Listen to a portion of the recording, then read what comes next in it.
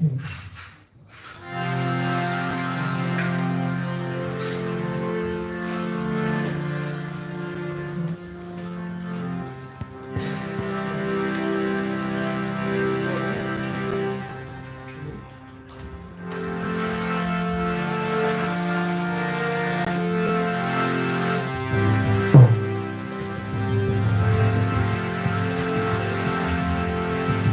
श्री श्री पंचतत्व भगवान की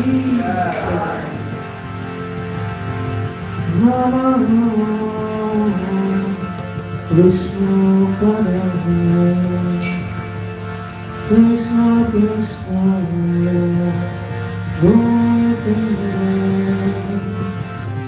श्रीमते भक्ति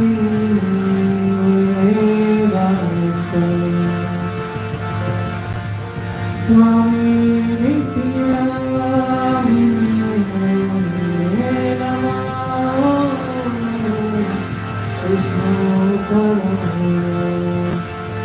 Krishna Krishna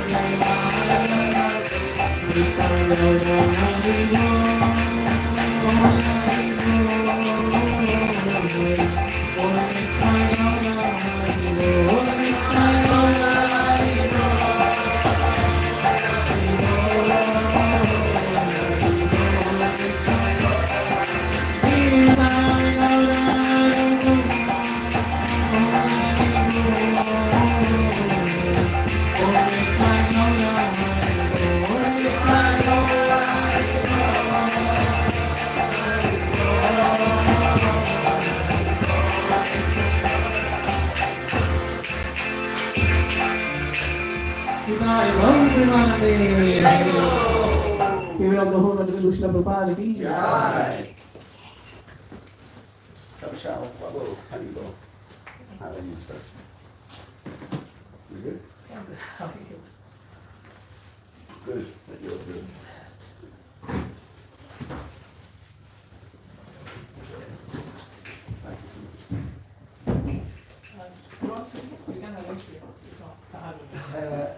I want to play the morning, so. Have a table? You have a You have a table? Yeah, you will. You have a table? Which one you use? Or you could take?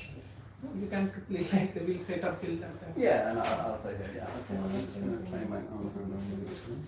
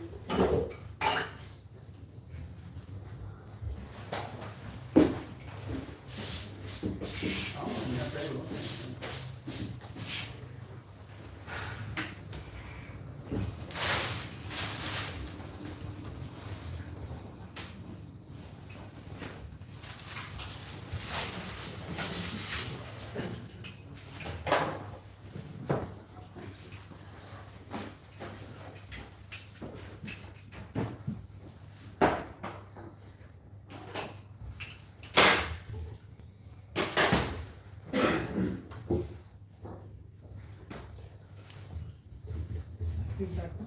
Okay. You can play the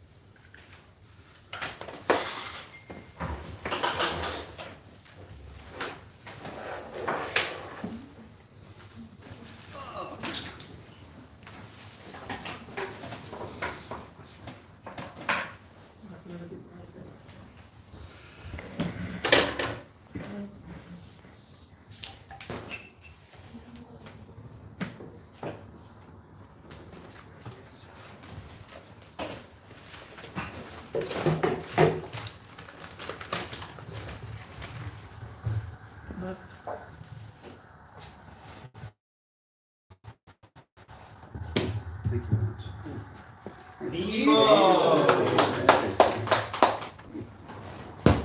Thank you. Good afternoon, everybody.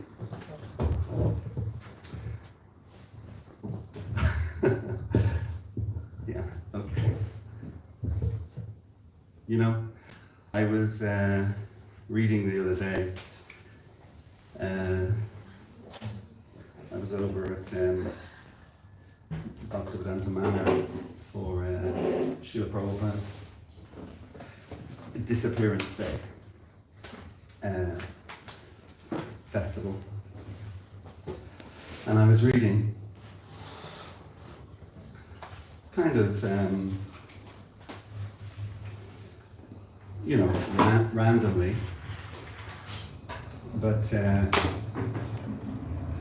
it was one time when Prabhupada visited London, in I think it was 1973, I think, and he visited London, and he was being interviewed by a reporter, a TV reporter, I think, and somehow or other the subject of good morning came up, like I was saying good afternoon, and nobody responded. Anyway, and Srila Prabhupada was giving his understanding, if you like, of the history of that phrase.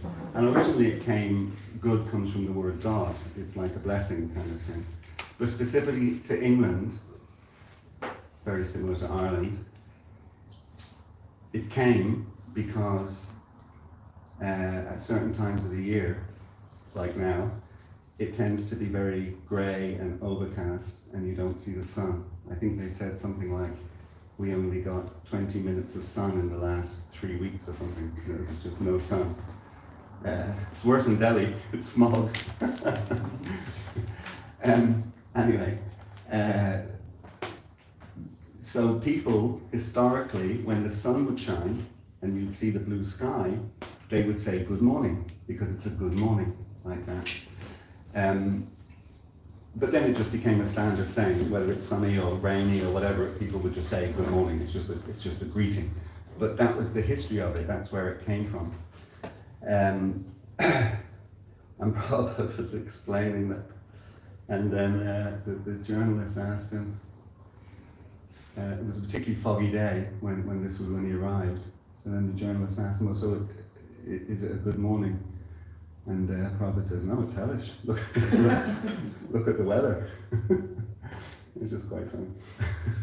But it's funny how we take things and, they start from a certain point, but then we often forget where they actually came from, and then we just reference it the whole time. Okay, fantastic. So you're very welcome to our Sunday feast, our Sunday love feast, as Srila Prabhupada himself phrased it, coined it. And we will be talking about love today. And I know that we're going to sing Damodarastaka later, but I thought I would also sing it now, because I'm going to talk about Krishna's pastimes, specifically as Makanachora. Makanachora, as many of you may know, means, Makanachora means the butter thief, one who steals butter. I think butter thieves are becoming more and more common in our society due to the cost of living crisis and such things. But Krishna was the original butter thief. But he wasn't stealing it because of cost of living crisis. He was stealing for different reasons. Okay, so do we have, the devotees have the sheets? By the way, just to ask the question, is anybody here for the first time? Just as a point of information? Oh, yourself and yourself. Well, first off, you're very, very welcome. So that's my first question. And my second question to the people who are in theory here for the first time. My second question then is it your first time to a Hare Krishna temple, or just your first time to this Hare Krishna temple? Yeah, just this one. Just this one. What other ones have you been to? Indore. Where? Indore. Indore. I have been to the Indore temple. Indore is near Bhopal, right? Yeah. I have been there we have another nice temple in Ujjain, which is not too far away. It is a small world. When Srila Prabhupada came from India to America all those years ago, there was very few Indian people coming to the West and very few Western people going to India. Now, it's kind of like getting a bus. It happens all the time. Okay, so please sing along as best you can.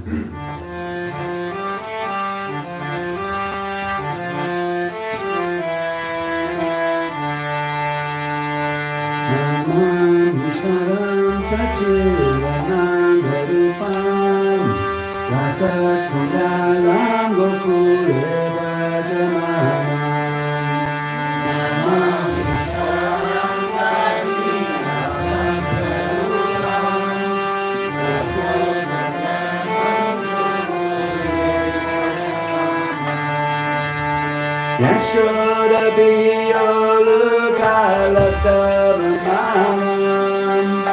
Param Vishnamayam Tatodicharopya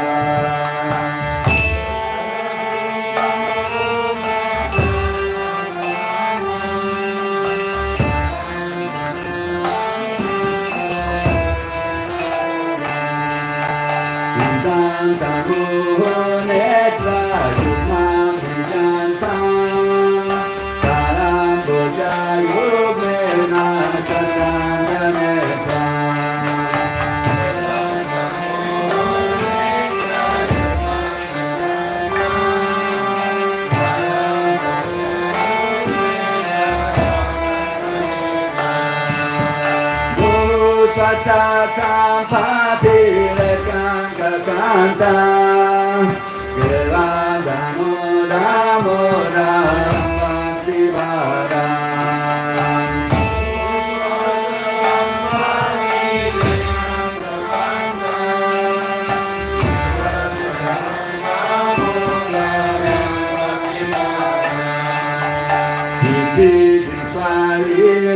Virananda Kunde Pragosha Nirmajanta Madhyapayanta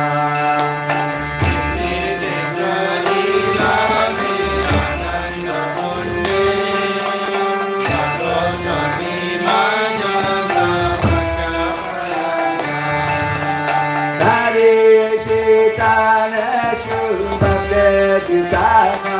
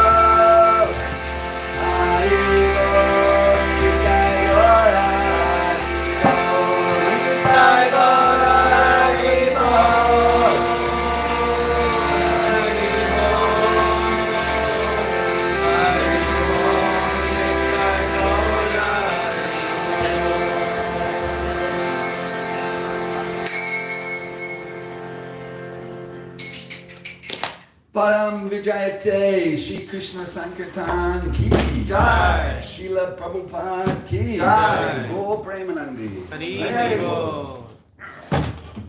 Thanks. Okay,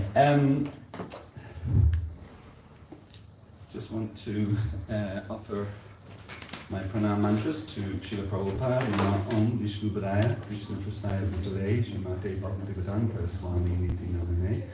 Namaste Saraswati Devi Gauravani Pracharane Nirvishesha Sunyavadi Paschata Deshatarane Om Janat Marandasha Gananjana Shivakaya Chaksho Unmalitam Yena Tasmai Shri Gurave Namah Shri Chaitanya Mano Vishtam Stapitam Yena Putale Swayadu Bhagavam Ayandarati Swavadantikam Jai Shri Krishna Chaitanya Prabhu Nityananda Shri Advaita Gadadha Shri Vasadi Gaura Bhakta Vrinda Hare Krishna Krishna Krishna Hare Hare Hare Rama Rama Rama Hare Hare. Jai. So we start with Srila Prabhupada and end with the Maha Mantra, and the two of those things are very, very closely connected, because without Srila Prabhupada's mercy, compassion, austerity, and dedication, commitment, and whatever adjective that we can find in the thesaurus, we wouldn't be here today, celebrating the month of Damodar and celebrating the chanting of the Hare Krishna mantra. So it's always good to remind ourselves of those, the giant whose shoulders we are standing on, and that giant in our world is Srila Prabhupada. Okay, so I just want to speak today a little bit. I said at the beginning about love. Always very difficult for me to speak about, because you know, love essentially means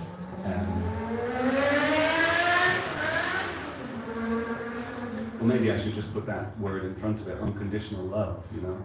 And anything that is unconditional is quite challenging for us to apply because we're living in a conditioned world. We're a product of the world we're living in. It's conditional, and it's very, very hard for us to be unconditional in both giving our love and even in receiving love like that. But that was the whole purpose why Srila Prabhupada came from India in 1965 to the West to spread the love. That's a phrase I think we have today in society, to spread the love. So Prabhupada was doing that back in 1965. And the love, Hare Krishna, you look very happy. Very blissful, very happy.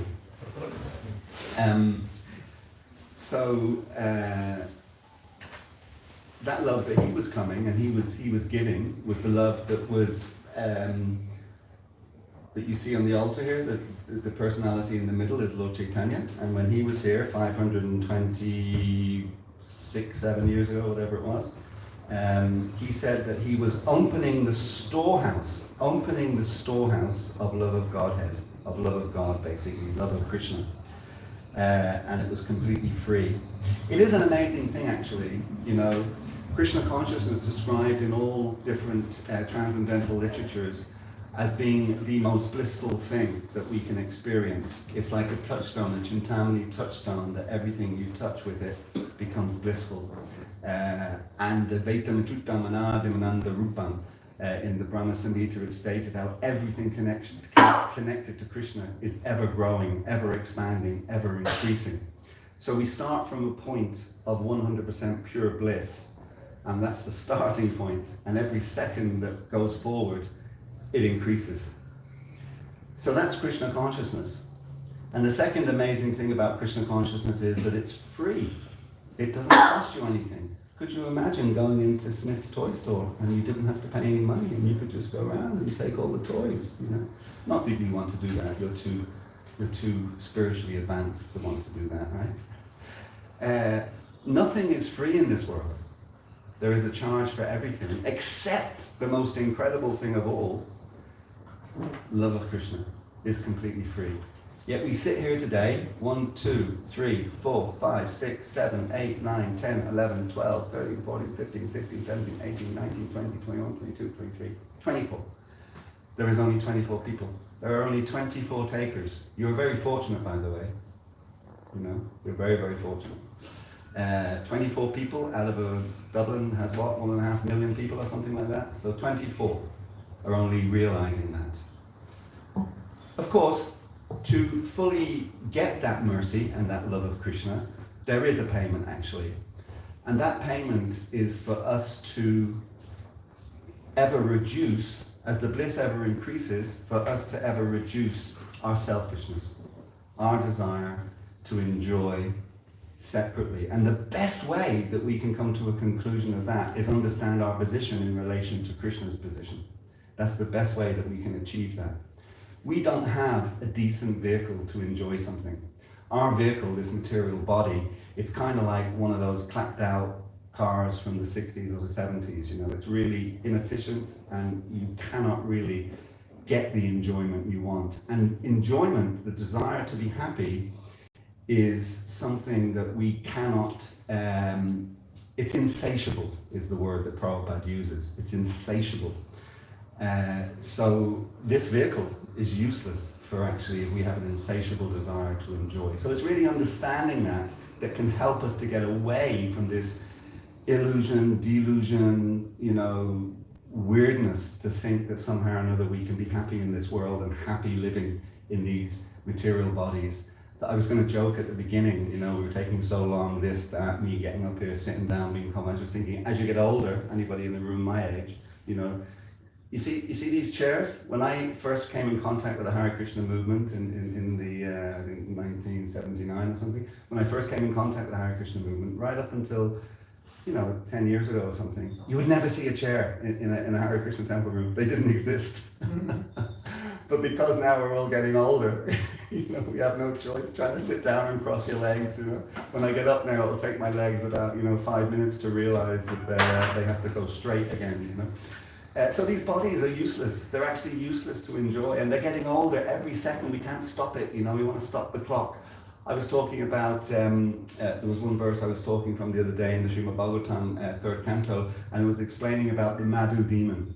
And the Madhu demon was this demon that came out of the wax of Lord Vishnu's ears, and then performed incredible austerities for thousands of years. And then Lakshmi Devi, because of those austerities, asked him, I should give you a boon. What boon would you like? And like all of the kind of demoniac personalities in the Leela of Krishna and all the different incarnations, what did Madhu ask for? I don't want to die. Well, actually, his request was, I should be able to choose the time I die.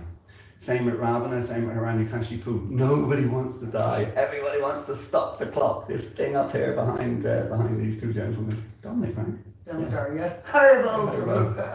Just, age again, because I haven't seen you for a long time. And Krishna bought me because it's Damodarastika, and I'm Damodar. Right. So there you go. Fantastic. No, but I was just saying I wasn't 100% certain, so I had to check. It's because we're getting old. Absolutely. Absolutely. So that's the thing, stopping that clock. But we can't do it, not even 1 second. It's quite an amazing thing. You can have all the wealth of the universe, even all the wealth of this planet.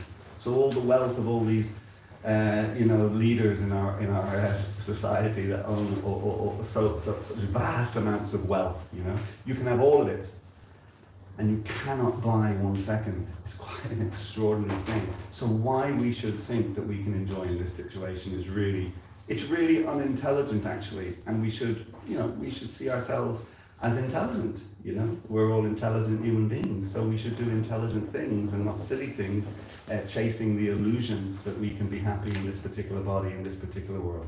So, I wanted to talk about this month, and it's, we just sang Damodarastika, and this is related to the pastime of Krishna as the butter thief, Makana Chora. And Krishna is described in the 5th chapter of the Bhagavad Gita, last verse, Bhaktaramya Gitapasham, Sarva Loka Maheshvaram. You know the verse? Fantastic. Sarva Loka Maheshvaram. So he is the creator, the owner, and the controller of all creation. All is his. And the way, if we want to be happy and enjoy that wealth and that opulence, the way that we do that is everything we do in this world, we offer back to him. And then he will reciprocate by giving everything that we need and that we want. So he's known as Sarva Loka Maheshwaram. So the obvious question, and he's also famous as Aptakama and Atmarama, which means that he is completely self-satisfied. He doesn't need anything. He doesn't need anything. Nothing. Zilch. Zada. Absolutely nothing. Completely self-satisfied. So the obvious question then arises, why is it that he steals milk, butter, curd? Why does he do that? His father, Nanda Maharaj, it's described in different shastras, and you get different figures, but you'll get the idea.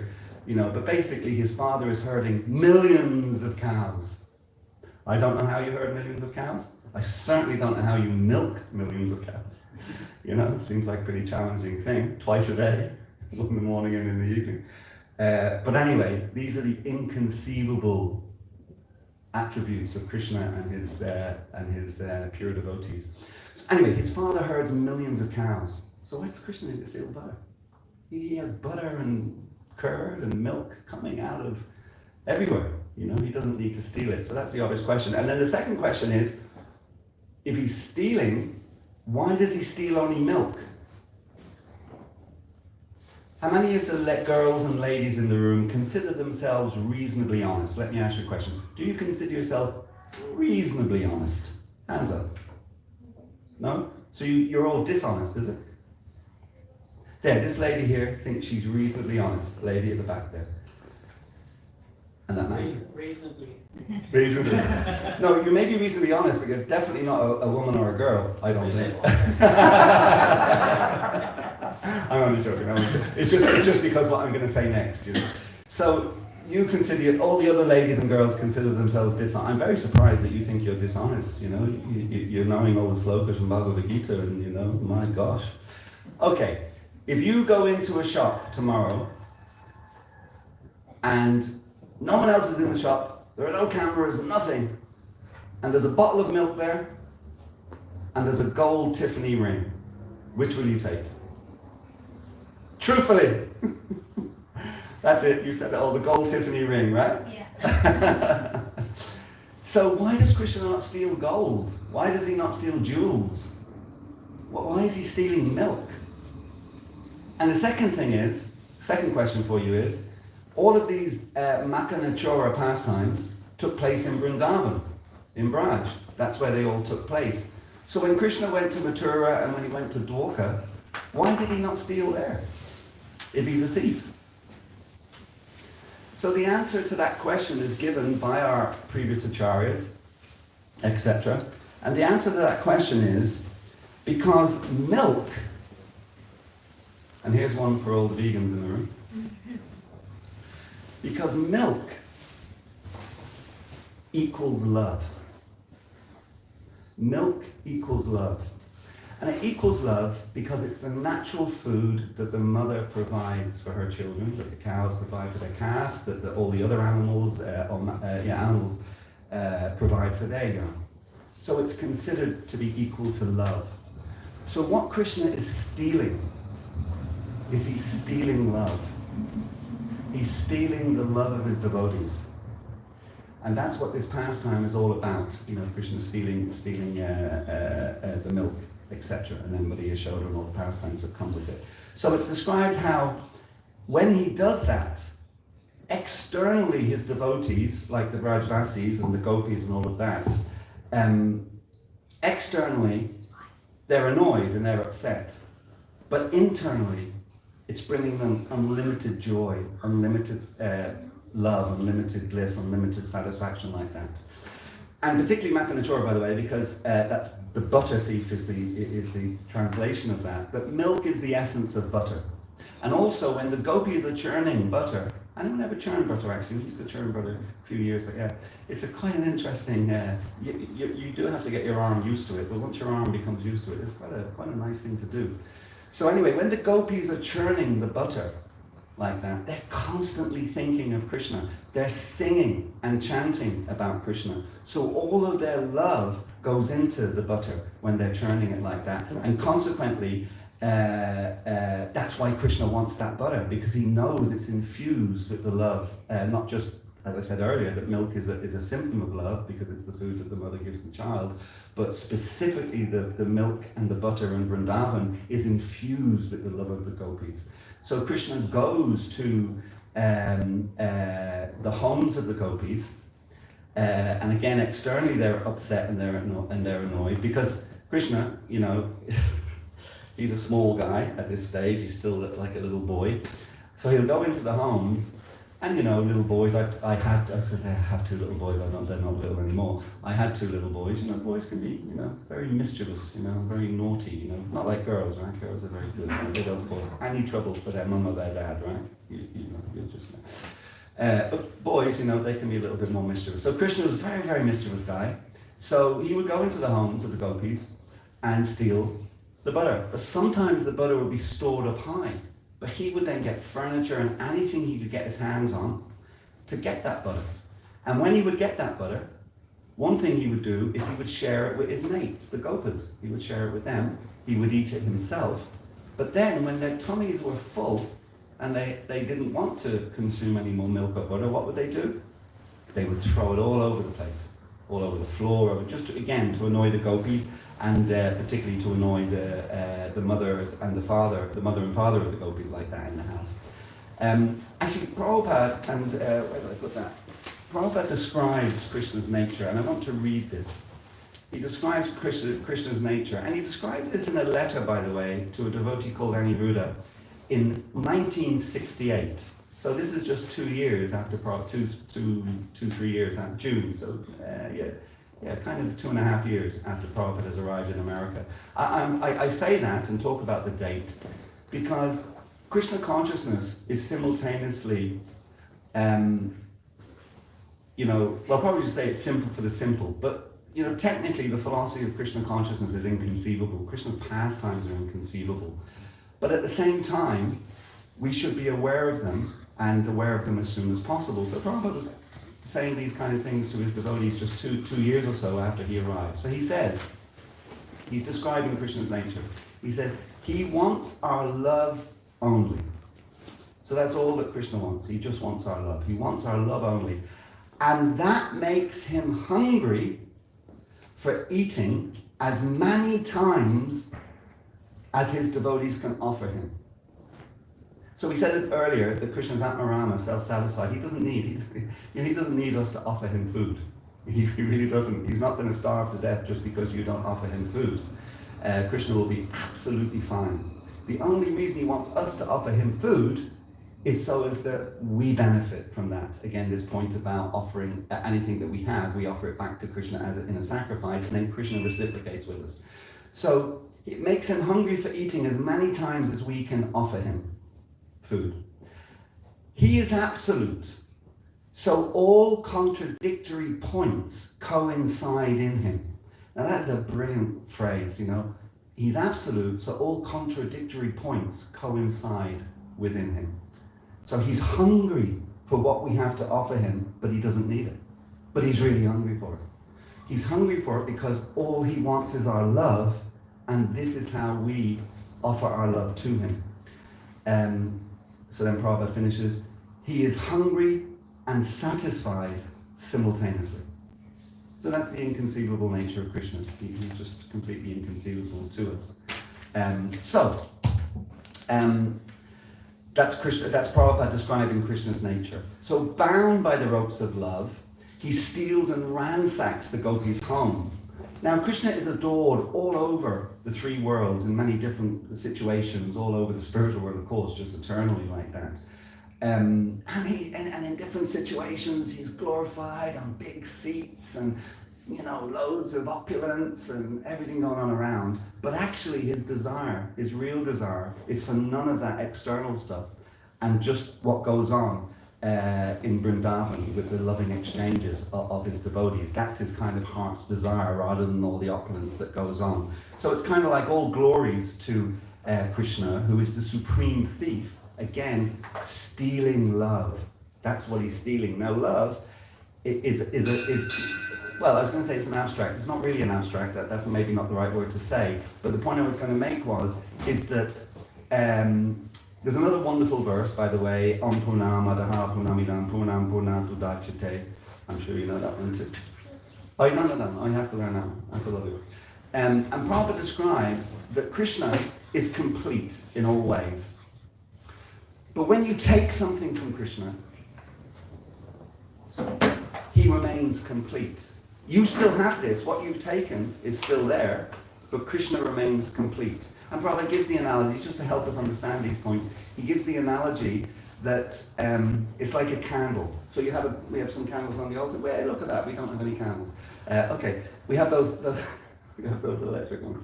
So you take a candle, and you have another candle which isn't lit, and you want to light that candle. So you use the candle that's lit, you put the other candle to it, your candle is now lit, but that candle is perfectly fine. You stole something from it. You stole the heat and the fire and the light, whatever, to get your candle lighting, but actually that candle is still complete in itself. So Om Purnam Adaha Purnamidam Purnam Purnam. Krishna is complete, but no matter what we take from him, he remains complete like that. So Krishna is love. So sorry, that was my point. Love is actually the same as that. It's in the same category, and that's what Krishna is stealing. He's stealing love, the love of his gopis. But the net result is that everything is ever increasing, and the love is just getting more intense all the time, and more relishable, and more extraordinary like that. So, and that of course feeds into the point about devotees being free from desire other than the desire to serve Krishna, being free from ego, being free from attachment, being free from enmity.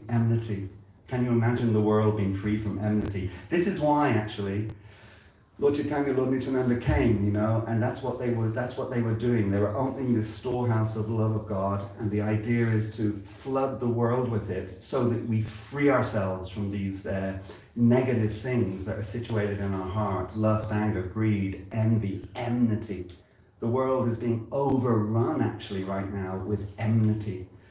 Even in my own lifetime, of course, that's relatively long now at this stage. Not that it feels like that, by the way. I still feel just as young as you, It's an amazing thing. That again goes to what Prabhupada was saying there in his letter where he makes that point that all contradictory points coincide in Krishna. So there's one of those that coincides in us too. I'm sitting here now with grey hair, going bald, old. You probably think I'm like, older than Santa Claus or whatever. So we're getting older and older and older. But actually inside, we feel young. It's this body that is aging. Internally, we're the eternal spirit soul, and it's ever youthful. Navayovanam, one of Krishna's names is Navayovanam, ever youthful. So that's a contradictory thing for us, like that. And actually, well, yeah, sorry, I have to, otherwise I'll forget about it. So the point I was going to make was about enmity, let me go back to that point, was that so Krishna came all those 5,000 odd years ago, Lord Chaitanya came 500 odd years ago, Srila Prabhupada came 50 odd years ago, like that. And it's all to spread this love on the world and free it from enmity. But even in my lifetime, I can really see that enmity is growing. It's increasing. It's becoming more brazen. It's amazing that people now, even in public spaces, seem to feel that it's okay to inflict suffering, whether that's verbal and mental suffering or even physical suffering, on other people literally in broad daylight like that. It's quite a mix. So we have a response. The world's problem of enmity and hatred and all these things accelerating. The solution is for people to understand that they are not the body. They are not Jewish or Palestinian. They are not Irish or British. They are not. Where's the other one? They're not Ukrainian or Russian. They're not Myanmarians, if that's the right word, and whoever they're fighting over there. Everybody, because they identify with the external body, start to become attached to certain things. In fact, if you actually analyze in history, they often blame quote-unquote religion. And I say quote-unquote religion because Prabhupada has this wonderful phrase that he gave us, that religion without philosophy is fanaticism, and philosophy without mental speculation. So there has to be a combination of those two things. But anyway, externally people blame religion for enmity and war and fighting. Actually, the reality is it's identification with your place of birth. That's really what causes it. And we decide, this is mine. I own this. I am Irish. And this land is mine. And then because we think like that, anybody who tells us differently, we want to fight with them, kill them, and do whatever else we want with them, like that, because we're attached. We're not Irish. We're not Irish. We're not Indian.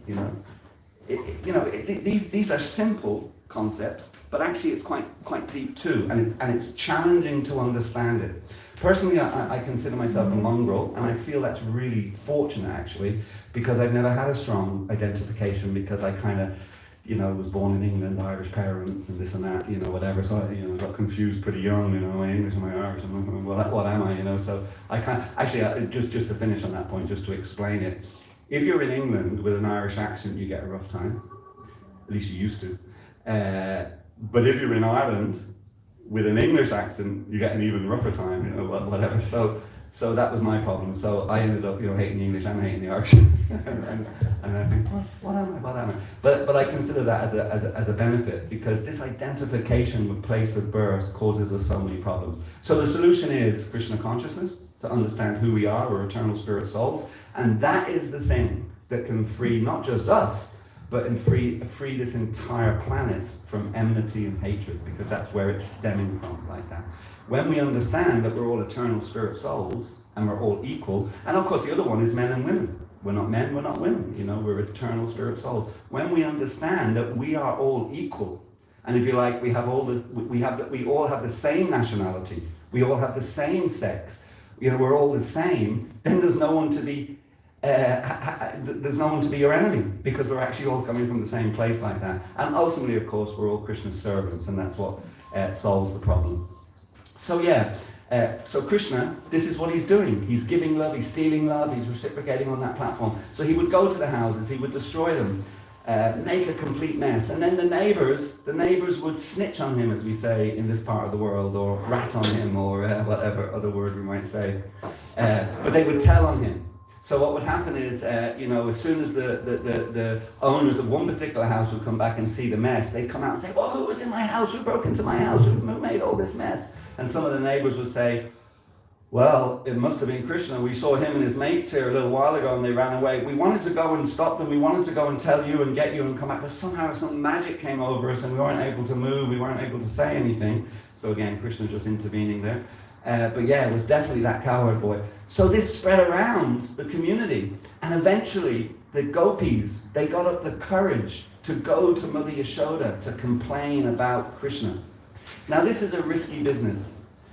I'm married with 2 children, 3 grandchildren, as I often tell you when I'm here.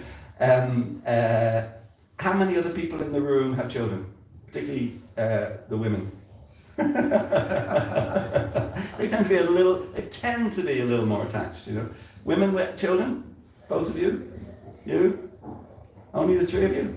Only 3 ladies in the room with children. No, this lady had children too. Look, she was a little nervous. Okay, so you all have children. Okay, so it's dangerous. It's dangerous going to a mother and complain about their children, or in this case, their son. That's a risky business, I've seen it happen live in my own life, Someone comes to my wife to complain about her son, and her son is just, he's like, oh, he's perfect like that. So people can be naturally hesitant to do that. But the gopis got up the courage. They went to Mother Yashoda to complain about Krishna. And just so I don't get it wrong, I'm going to read what they said to Mother Yashoda. You ready? Yes. They said, "Oh Devi, you who has the most beautiful face." So there's a bit of advice if you ever want to go to a mother to complain about their daughter or their son. You glorify them first. That will help protect you a little bit. Only a little bit, but at least it'll help protect you a little bit. So you tell her how beautiful she looks, and then she'll be thinking about, did he say I was beautiful? Did she say I was beautiful? So that will, help a little bit. "Oh Devi, you have the most beautiful face. Oh Mother Yashoda, we've come to complain." I think they went in a bit too early on the complaint, actually. They could have maybe another few sentences of buttering up the Mother Yashoda. But anyway, "Mother Yashoda, we've come to complain about your son's naughty activities. Please listen to us. Maybe in your house your boy is very obedient. He seems like an innocent child who can do no wrong. However, it is impossible for anyone to properly describe how naughty that boy is. We don't even see him when he enters our homes. He cunningly makes his way in, and then he steals all our milk, our curd, our butter, and eats it as well as giving it away to his friends. He then puts the empty pots on the floor, smashes them, and runs away. Then our neighbors come and tell us about his mischief. If ever he can't get to the pots, then he gets disturbed and then decides to disturb our little children, and then he runs away. If anyone accuses him of being a thief, he denies it. To reach the pots on the higher shelves, he climbs onto a pestle, or he climbs onto furniture, or he climbs onto the shoulders of boys older than him and steals all our butter. Then he distributes it everywhere to his monkey-like friends, and together they eat it. Hearing the noise of the pots breaking, we come and shout, but he just laughs. This boy is so small, yet he is performing such naughty acts. After he grows up, we just can't imagine what he might do."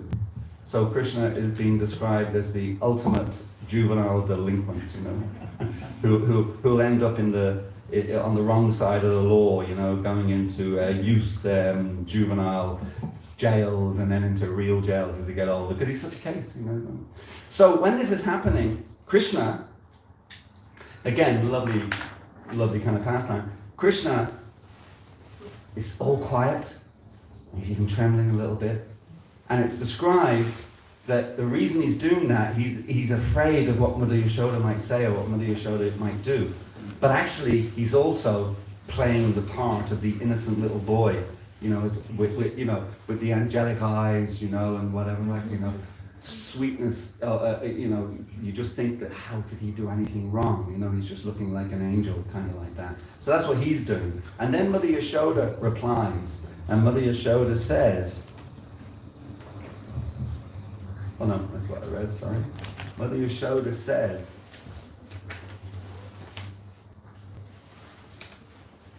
I'll just take them all out. Okay, Mother Yashoda says, I'm astonished to hear all of this. My boy, how many of you mothers have ever said that? My boy is always here in front of my eyes. He never leaves this house. He doesn't go out anywhere. He becomes frightened just at the thought of going outside. How could he do all these horrible things if he's frightened just to go outside? So how could he have done this? Clearly, you are under some illusion. You are angry with him for no reason, and therefore you are making up lies about him. What benefit do you get by blaming an innocent child for others' crimes? Listening to your complaints makes my heart sad, particularly when you're complaining about a boy who is so saintly. Have you ever said that about your children? Dear Gopis, Krishna is my very life and soul. Now Mother Yashoda is playing this kind of, the emotional card. Krishna is my very life and soul. He never commits any offense. Therefore, there is no sense in what you are trying to tell me. Krishna then was completely enthused by this, His mother's completely supporting him. He was still thinking perhaps when she gets him home on his own, she might take a different approach. But at least now, she's completely supporting him. So this gives Krishna great confidence. So he decides to chip in. And this is what Krishna says. My dear mother, where are these ladies from? Where are their houses? I don't know what they are talking about. He has just ransacked all their houses, stolen all about it. What a rascal, Where are these ladies from? Where are their houses that he's just been in? I don't know what they're talking about. Why are they complaining like this? I think, now this is classic, if you're ever in a court of law, you can learn from Krishna here, So this is the classic thing. Now he's going to give an alternative, a culprit, rather than himself, I think some monkeys must have come and created the mess in their homes. These gopis who have come here to complain to you are in illusion if they think it was me who did this. Mother, once you scared me just by holding a monkey. Since then, I've never left this house and gone anywhere else. I am satisfied with the milk you give me. I go to sleep on your lap and never leave home. How is it possible for me to have done this? How could I alone have eaten all that milk, curd, and butter? I'm satisfied with the food that you feed me, so why should I have to steal from others for food? These women are liars.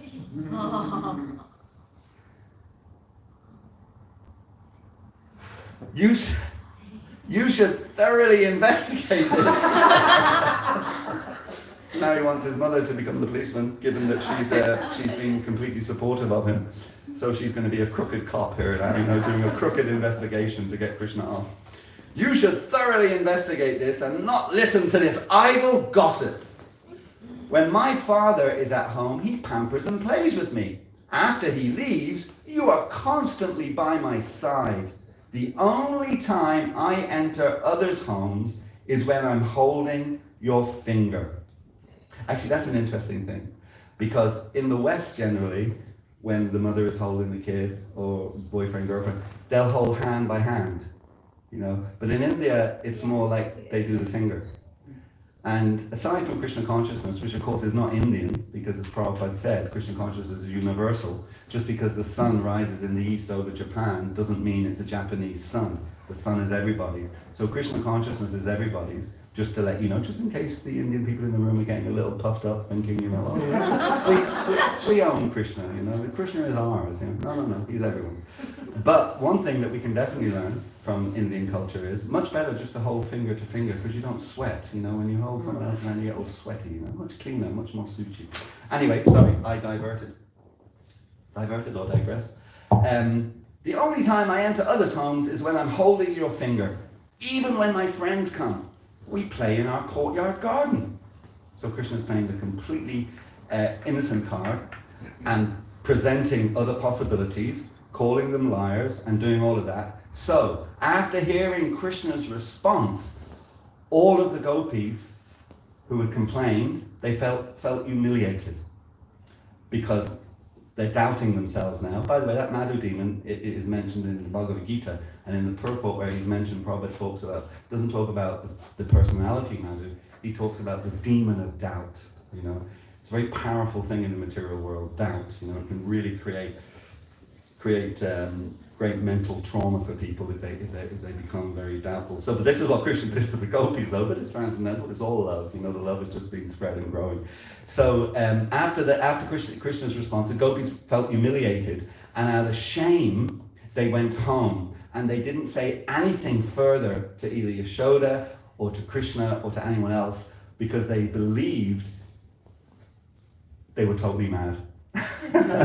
So Krishna, you know, he steals all of it, does it all, you know, they know he's done it, etc. You know, but then he argues again, gets Mother Yashoda on his side, and the net conclusion is the gopis are just thinking that they've gone crazy, you know, and all of this kind of thing. I'll just finish now, just with one thing I just want to say, which I always like to say when we talk about Krishna's kind of intimate pastimes, and that is that, you know, these things are inconceivable. You know, they're really, really inconceivable for us to understand. It really will only be when we reach the highest stages of one, freedom from our material desire, but also that as we advance through all the spiritual, different stages of spiritual life to the very topmost levels of spiritual consciousness, that we will be able to get some kind of understanding, real understanding of these particular pastimes. But still, Srila Prabhupada translated Krishna book for us and gave us Krishna book. And all of these pastimes, or most of them, you know, to a greater or lesser degree, are in the Krishna book. So it's not that they're out of bounds, but we should definitely approach them with the understanding that we are super, super fortunate to be able to have these pastimes. And in reality, we're not really qualified to kind of hear them almost. Again, it's that contradiction. We are, because Prabhupada's given them to us, but actually we're not really, because we're just not really advanced enough to be entering into Krishna's pastimes. So it was Srila Prabhupada's disappearance day a few days ago, and in one disappearance day talk that he gave many years ago about his own spiritual master, he referenced a verse. I'm not really sure where the verse is from, if it's even really a verse or a saying or whatever it is, but what the verse was, we'll call it a verse, the verse was, Rajaputra Chiram Jiva, Muni Putra Ma Jiva, Jivava Marova, Ma Jiva Ma Maro. And each of those lines are directed to a different person. The first one is directed to a prince, Rajaputra Chiram Jiva. And the translation of it is that to the prince is, you should never die.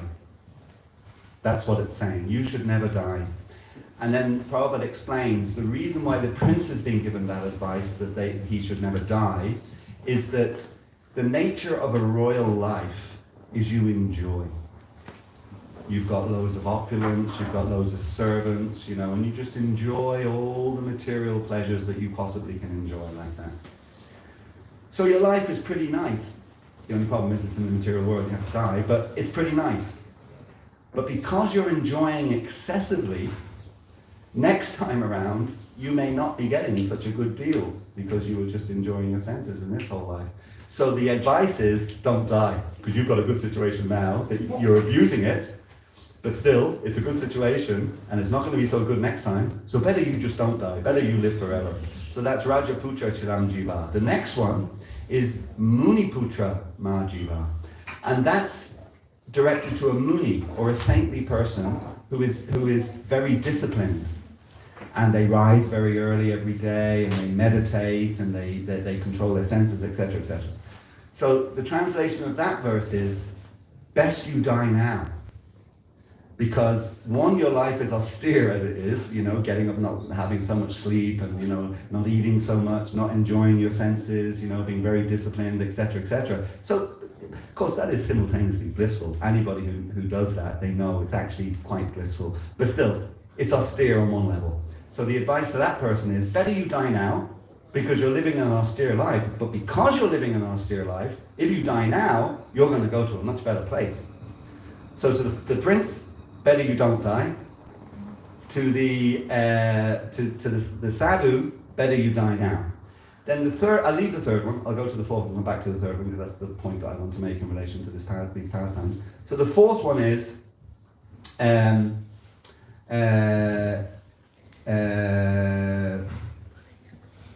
directed towards, and we should take this as a kind of generalization rather than a specific, although it also applies to the specific. But it's referring to a butcher. So it definitely does apply to butchers, but essentially applies to all of us if we're enjoying in the material world. And that is, better not live. For you, it's better not to live, but it's also better not to die. So they're in a really difficult situation. You shouldn't live because by the life that you're living, just creating suffering for other living entities. And the butcher is the best example of that, if you like, because every day. Actually, years ago in the UK, I guess it probably was the same for Ireland. I don't think it applies anymore. But some time ago, some decades ago, in murder cases in court, when you had juries deciding on whether someone was innocent or guilty, butchers were actually not allowed to sit on murder trials in juries. The logic being that every day they spend their life, killing other living creatures, and they become somewhat desensitized to that activity. So murder, it's a human being, of course, but still it's a kind of violent act on a living being. So it's quite interesting. So even our Western societies were recognizing that they may not be the best people to sit on juries for those types of issues. Anyway, so the translation is, better you don't live, because your life is just inflicting pain and suffering on other living beings, but also better you don't die, because you're doing that, when you do die, you're going to go to the darkest regions of creation as a result of the activities that you're performing. And then the other one is directed towards a devotee. And the translation of that line is, it doesn't matter whether you live or die. It just doesn't matter. Because you're serving Krishna, your life is going to be perfect, it's going to be blissful, etc., etc. And it really doesn't matter whether you live or whether you die. There's one devotee, I think his name is Yamunacharya. Was it Yamunacharya who said that? Anyway, one devotee one time said, I don't mind to go to hell as long as I can chant the glories of Krishna. So for a devotee, it doesn't matter whether we're in Ireland or England or India or Pakistan or Ukraine or Russia or Gaza or Palestine or Israel. It doesn't matter where we are if we're a devotee, because we're serving Krishna. So therefore, it's just blissful. All service to Krishna is blissful, like that. So yeah, these pastimes. So the point I was just trying to make was, until we are on that platform, until we can fully understand that, hey, I don't mind if I go to hell. So our understanding from hell, also from Bhagavatam, but as coming from a Christian background or a Catholic background, is that it's not a very nice place. The general description of hell is that it's very, very hot. If you think global warming is getting hot here on planet Earth, then go to hell. It'll be 1,000,000 degrees hotter there. So when our consciousness is so developed, that we actually do not mind to go to hell as long as we can chant the glories of Krishna, then we're qualified to but then we can embrace that we are fully able to comprehend, or at least reasonably able to comprehend these pastimes. Until then, we always should, at least for myself, I like to try to always retain some humility that this is Prabhupada's mercy, and actually in many ways I shouldn't be allowed to enter into these pastimes or know these pastimes only because of the mercy of devotees like Srila Prabhupada. Okay, I will stop there. Does anybody have any question they would like to ask? And if they do, great. Dominic. Damlar, sorry. I got pondered. Actually, very quickly before I get to the point, I was just remembering why Trevor Crown Swami called me Damodar. Because I was so giddy. Remember years ago. Bounce. And he says, I'm going to call you Damodar because there is not enough rope in the world to tie you, to sit you down. So he called me Damodar. So it's just wonderful that I can be here. The whole concept of love, which I really had to examine. And it's a very misunderstood very dangerous word in the wrong hands, especially in the Western society, where love, in their eyes, it starts on a sexual or materialistic attraction. And then later on, maybe real love can come into it. But it's always, that's the love that they sing. It's like licking the honey from outside the glass. But then I looked into the Ten Commandments, just because there was one commandment. It always confuses people. And it's honoring thy father and thy mother.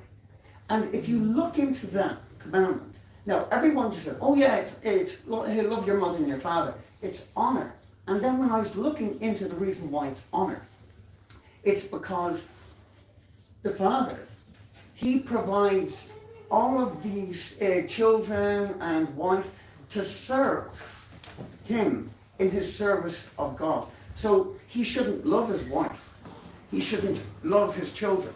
They shouldn't love him. They should respect, because the only love there should be is directly for God. Then I was looking at the Buddhist idea of the compassion, which I couldn't understand the difference between love and compassion.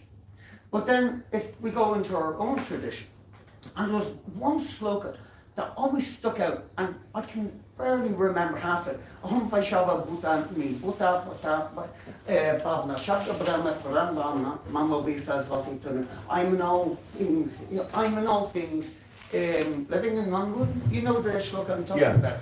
So that then, if you're talking about love, if you're loving someone, a person, to see it in a duality, that the super soul is in there, and Krishna is also in there. So by loving Krishna in the heart, but having compassion for that soul, you're doing both. By having compassion for them, you're also loving Krishna. Is that a concept that would prove, or this is just my thought? So is there anything you'd like to retort or purport on that? The difference between love and compassion. Oh, the difference between love and compassion. Yeah. Well, they're closely connected, Yeah. but I think what you explained is very, very nice. We spoke at the very beginning, and I used the word unconditional. At that point you're making about people associate love with, sexual activity or whatever it might be.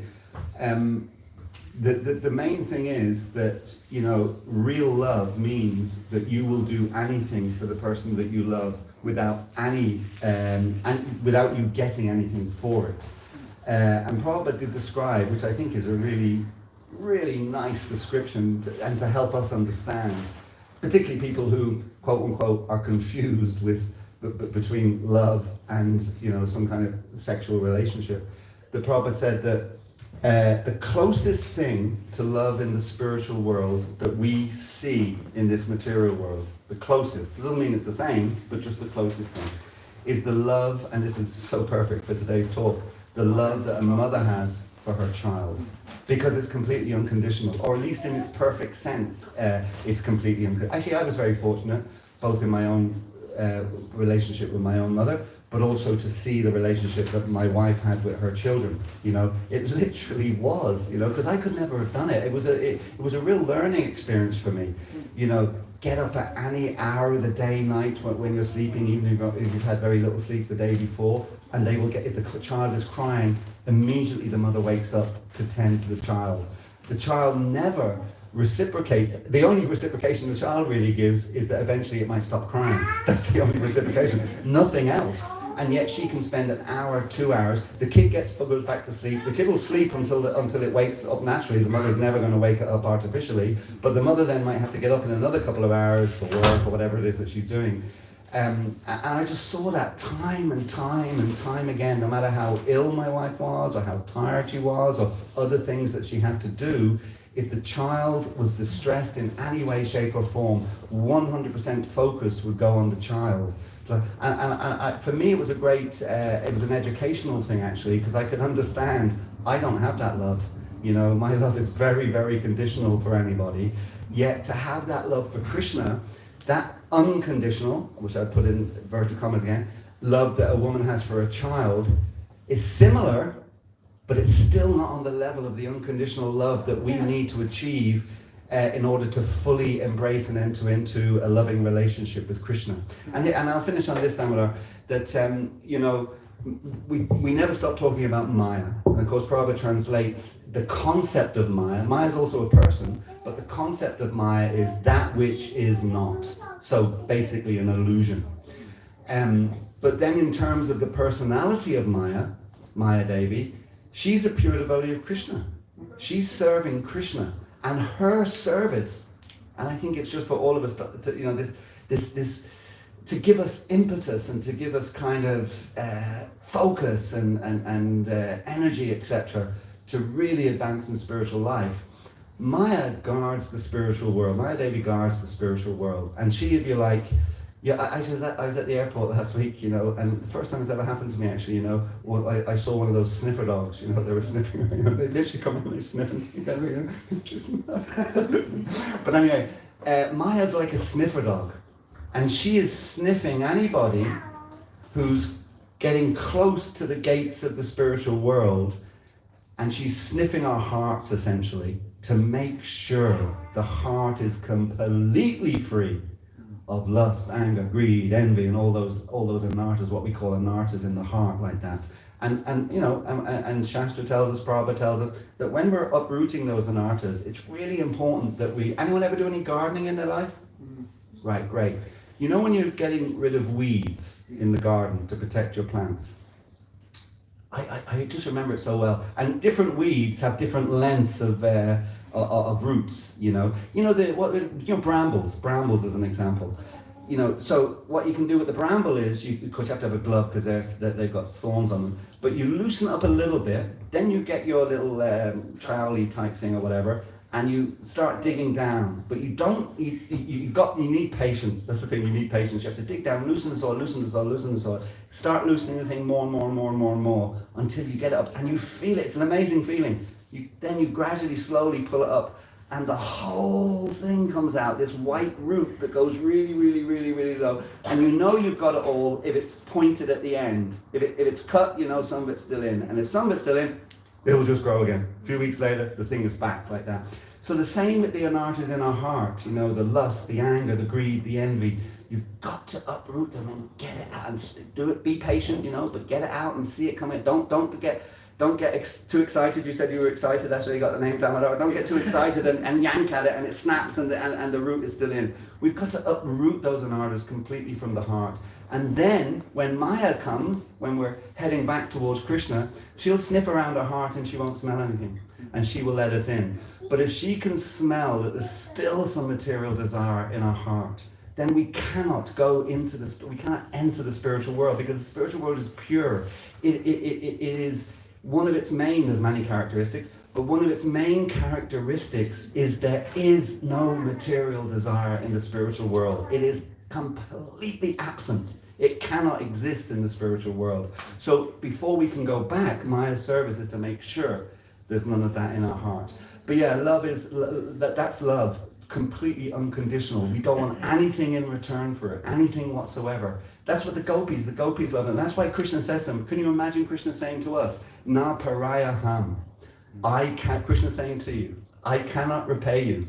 Your service and your love for him is so pure and so unconditional that Krishna cannot repay it, because it's just so wonderful like that. So that's what we've got to get to, that platform. Now, don't get me wrong. If we take one step on that path, then Krishna will meet us with 10 steps towards us. So Krishna's there, the spiritual master's there, etc. Pastimes of Krishna's there, the chanting of Hare Krishna's there. All these things are there to help us like that.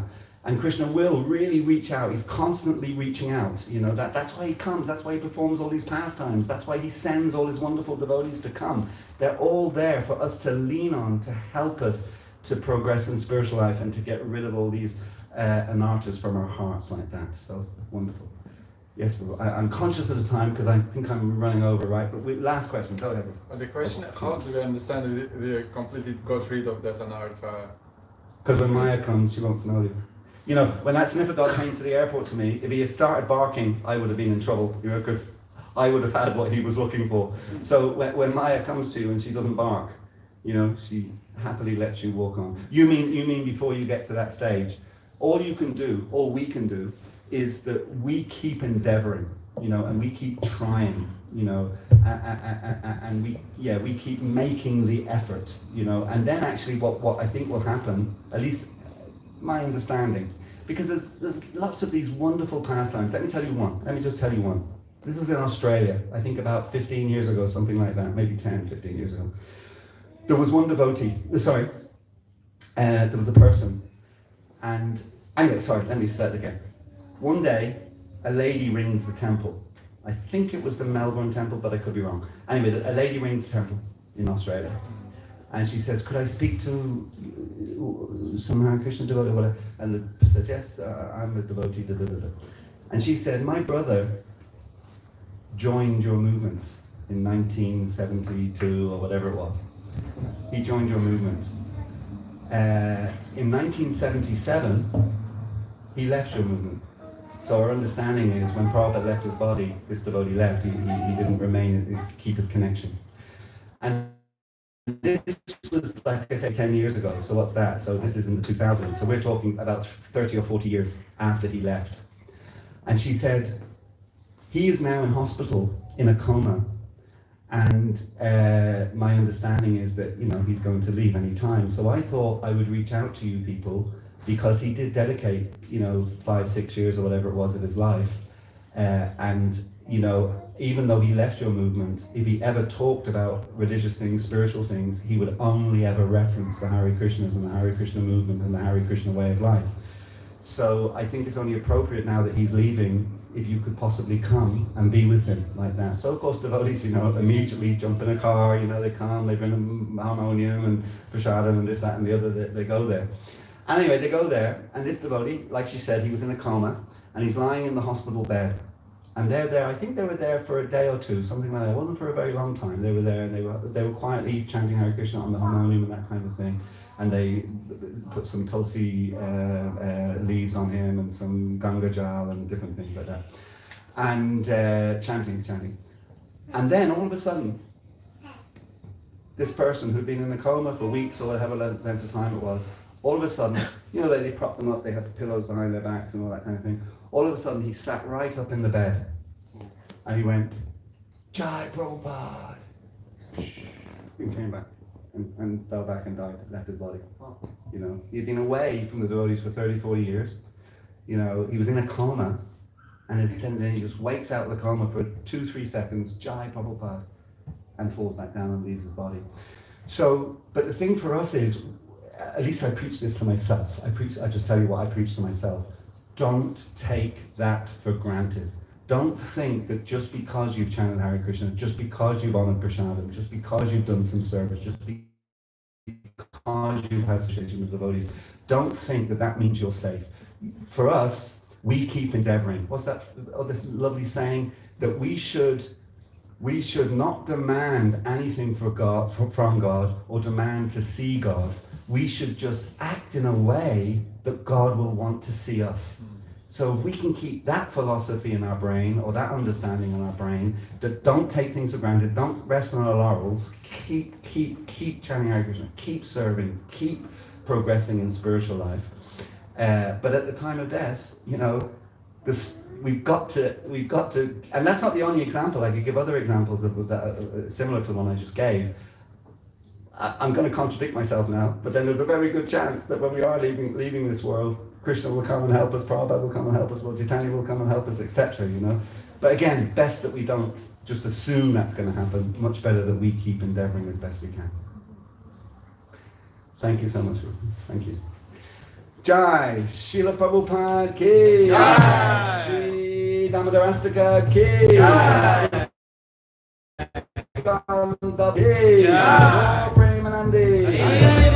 Hare Krishna. Thank you all very much. Hari Bol Jai.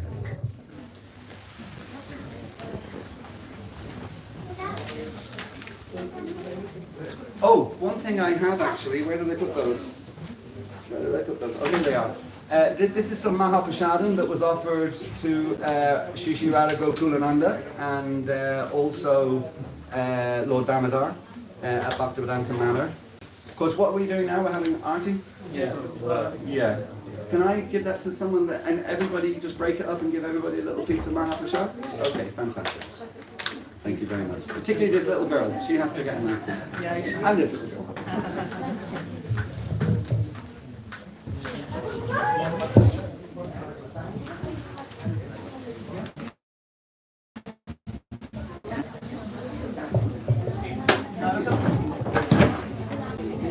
You want to see?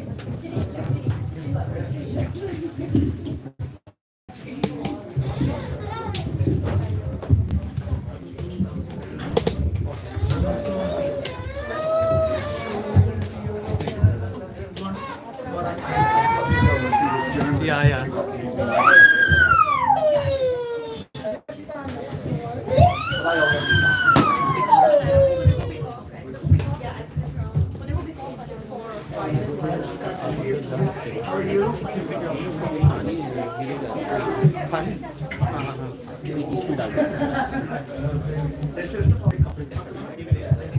Hare Krishna.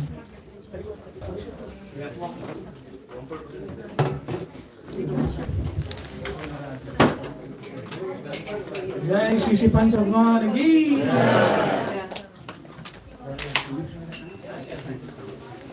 Hey, Sukanta Prabhu, how are you, sir? Nice to see you.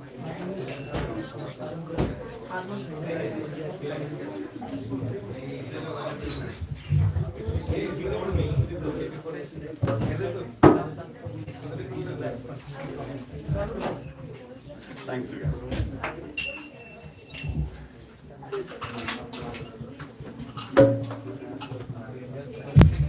Jai Shri Shri Panch Tattva Bhagwan ki Jai. Ki jayo jayo Gaura Chande Arati ko shobha ki jayo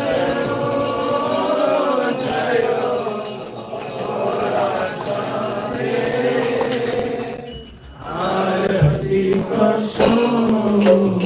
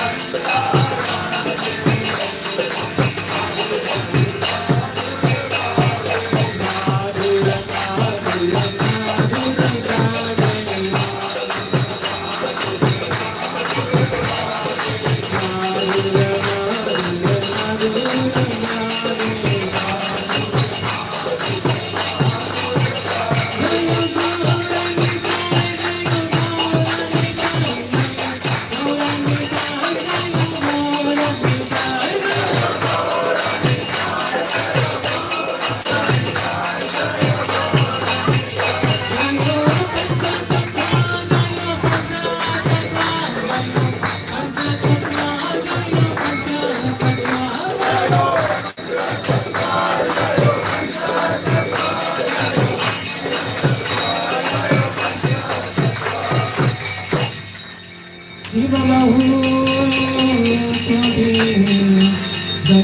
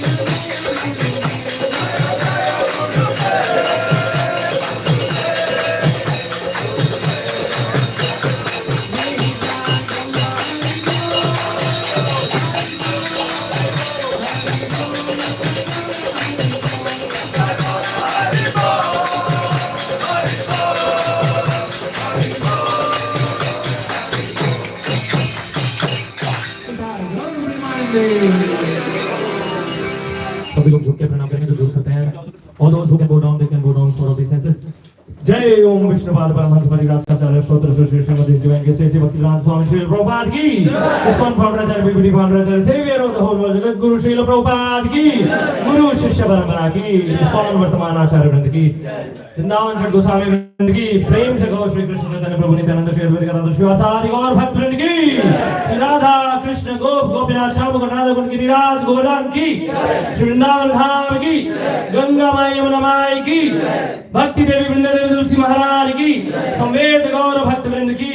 Shri Panch तत्व भगवान की. श्री राधा गोविंद भगवान की. श्री राधा दामोदर भगवान की. श्री राधा श्याम सुंदर भगवान की. श्री यशोदा दामोदर भगवान की. कार्तिक मास महामहोत्सव की. दामोदर मास कार्तिक मास महामहोत्सव की. जय गौर प्रेमानंदे. संडे फेस्टिवल महामहोत्सव की. इस्कॉन आयरलैंड की. All glories to assembled devotees. All glories to assembled devotees. All glories to assembled devotees. All glories to Shri Guru and Gauranga. All glories to Shri Prabhupada. Shri Prabhupada ki. Hare Krishna.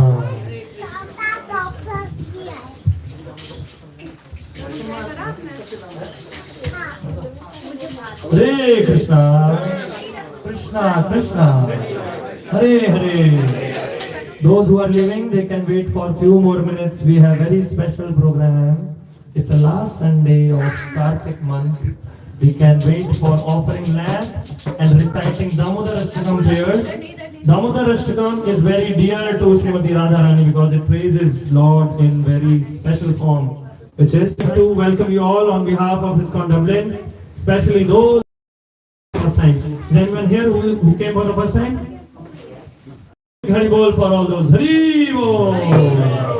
They are our special guests. So, I would like to thank our today's sponsor for the prasad, Aishani Mataji, on occasion of her birthday, which was there last week. So we will chant Hare Krishna Mahamantra. She is wonderful devotee, our young devotee. We will chant Hare Krishna Mahamantra so that Panchatattva will bless her and give her ultimate goal of life. Hari Bol, Hare Krishna, Krishna Krishna, Hare Hare, Hare Ram, Ram Ram, Hare Hare. Krishna Krishna, Hare Hare, Hare Ram, Ram Ram, Hare Hare. So as we all know, this Kartik month was going and it has only few more days left until next year. So you still have some opportunity left to grab the festival discount from Shri Radha Krishna. Whatever you will perform in last those days till 15, you will get million time of benefits in terms of normal days because this is very dear month to Krishna. So the least we can do is offering a ghee lamp which is provided to you all. Just after a few minutes you can come in front and offer ghee lamp to Krishna. You can offer 7 times around Krishna at least, and you can then keep in the tray and you can come one by one. Okay? And you can continue doing it till 15 at your home, or if you can't do it at home, we are doing it here every day from 6:30 p.m. Aarti and Damodar Ashtakam with lamp offering as well. Hare Krishna. So I have a few more announcements for you that soon next month Bhagavad Gita Marathon is coming. So we will be distributing Bhagavad Gita on occasion of Gita Jayanti, which is on 11th of December, on the day when Shri Krishna gave this ultimate knowledge to his pure devotee Arjun, where Kurukshetra. So on occasion of this, we have started Bhagavad Gita course. Those who are interested to study Bhagavad Gita so that they can implement in their life, they can contact us. We have few more seats for that course. It's a very wonderful and life-changing course. You can understand the deep knowledge in very simple terms. Hare Krishna. So now there will be Narasimha prayers. And I would like to thank our today's devotees who prepared wonderful feast which you will be having soon. But I would like to request you all to kindly cooperate with us to keep restaurant clean, because restaurant is also part of temple. Although we distribute prasad to other guests as well there. So kindly keep that clean and help us, and you can come one by one later. So I would like to thank Abhigiriraj Prabhu, Lakshmi Mataji and all the team who came here today for preparing the prasad. Hari Bol. Now Narasimha prayers and then Damodar Ashtakam. So and then prasad. Hare Krishna. You can be seated for a while.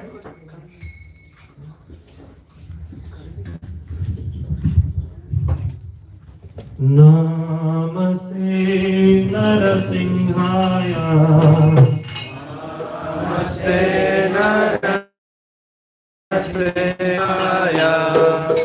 Namaste Narasimhaya.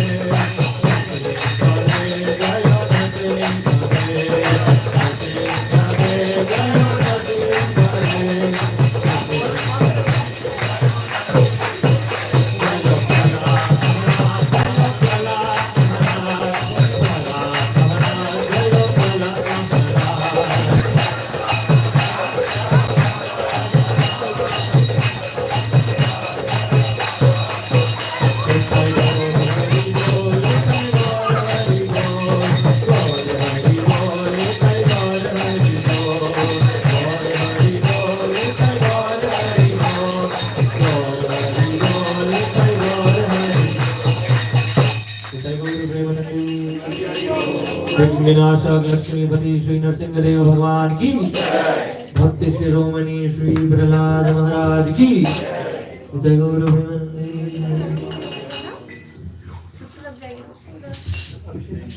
Maybe some devotee will distribute the sheets of the Damodarashtakam prayer. We can, if we don't have enough, maybe we can share among our neighbor. Even devotee can distribute the sheets, maybe it's in the shelf below, behind, or maybe on the table. Okay, yeah. Tamanna.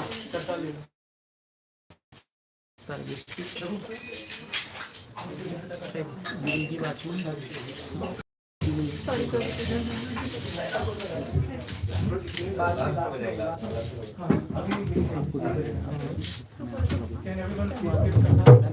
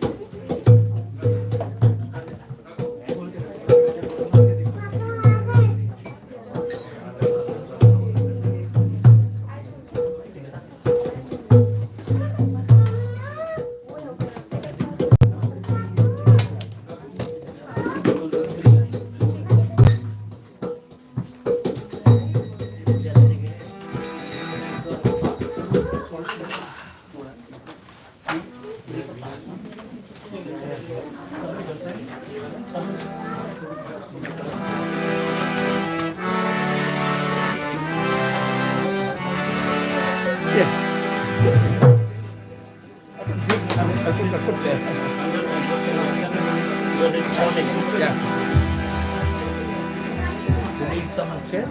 No, no, thank you. Just stand. I'll bring chair for you.